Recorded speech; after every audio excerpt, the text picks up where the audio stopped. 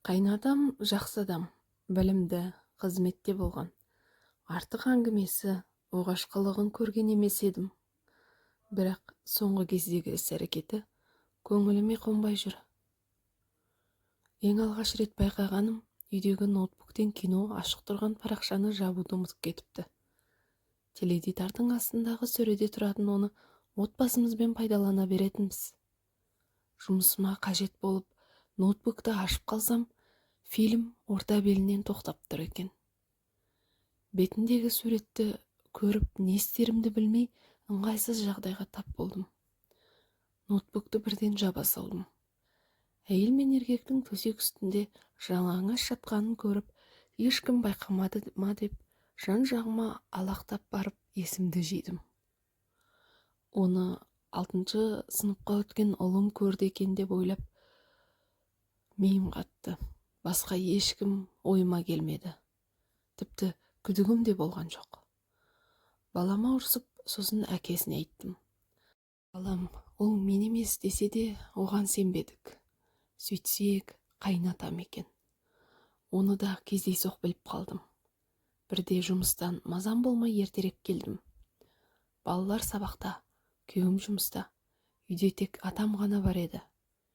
Үйге кіріп, ас үйден су іштім де, бөлмеме барып жатайын деп өтіп бара жатып, атамның бөлмесінен ыңғайсыз дыбыстар естідім. Басында біреу жылап жатыр екен деп ойлағам. Тоқтап барып тыңдасам, өте ыңғайсыз. Ұялғанымнан бөлмеме кіріп есікті тарс жаптым. Менің келгенімді сонда білді атам.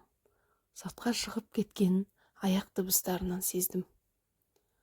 Содан кейін атама қарай алсамшы. Ол да бақшада жүрді. Мен де балалар келгенше бөлмемнен шыға алмадым. Одан кейін де атамның сондай фильмдер көретін бірнеше рет байқадым. Ноутбукты бөлмесіне алып кететінін, кейін смартфоннан да көретінін білдім. Іздеу тарихын өшіруді білмейді ғой. Балам емес екеніне анық көзімді жеткізу үшін бірде әдейі атамнан ноутбукты сұрап алып көрдім. Күдігім рас болып шықты. Бірақ күйеуіме айта алмай жүрмін. Үйде келін бала бар, ыңғайсыз ғой деп ескертіп қойса мүмкін тыйылар деген ой. Бірақ әкең сондай кино көріп жүр деп қалай айтам? Егер енем тірі болғанда мұндай сұмдық болмас еді. Бәрінің жайын жасап, кімнің не істеуі керектігіне дейін алдын ала жоспарлап, ақылын айтып отыратын кісімен келін болып түскен соң 5 жылдан кейін қайтыс болды. Содан да болар атамның ессіз іспен айналысып жүргені. Бәлкім атамды үйлендірсек пе екен.